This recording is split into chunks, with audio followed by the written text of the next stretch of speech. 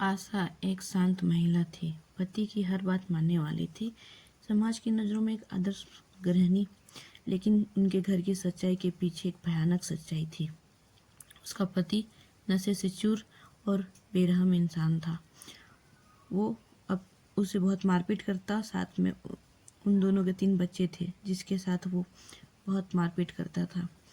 Mummy papa अजनबी आदमी से मिलने के लिए बोलता है। एक शाम उसकी बड़ी बेटी ने आशा से कहा। यह सुनते ही आशा की पैरों तले जमीन खिसक गई। उसने कभी नहीं सोचा था कि उसका पति इस हद तक गिर जाएगा। शराब के नशे में घर का माहौल खराब। उस टाइम पे उसका पति घर पर नहीं था। वो इंतज़ार करने लगी। वो गुस्से से भर गई थी कि अब करना क्या है, क्योंकि आए दिन वो मारपीट करता और घर का माहौल ख़राब करता। बाहर में बहुत वो अच्छा पति और अच्छा आदमी बनकर रहता, लेकिन घर में वो बिल्कुल उलट इंसान था। आशा भागकर शादी कर कर आई थी और उसे घर से कोई वास्ता नहीं था, इसलिए वो अपना किस्मत मानकर इस रिश्ते को निभा रही थी।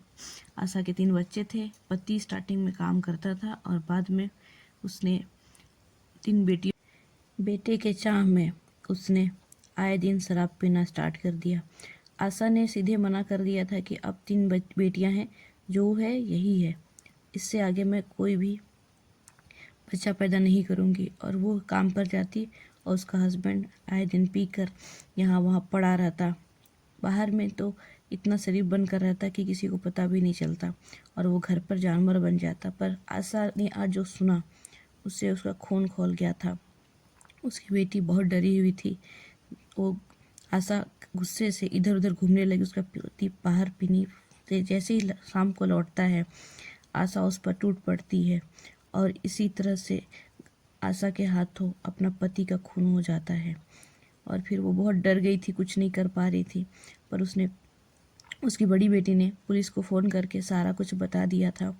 आशा को गिरफ्तार हो जाती है और कुछ दिन जेल पे रहने के बाद कोर्ट पे उसको जब हाजिर किया जाता है तो सारा कुछ जज ने सुना। सब कुछ दलीलें सुनने के बाद उसने आत्मरक्षा में हत्या के कारण उसको रिहा कर दिया जाता है। पर आशा इस बात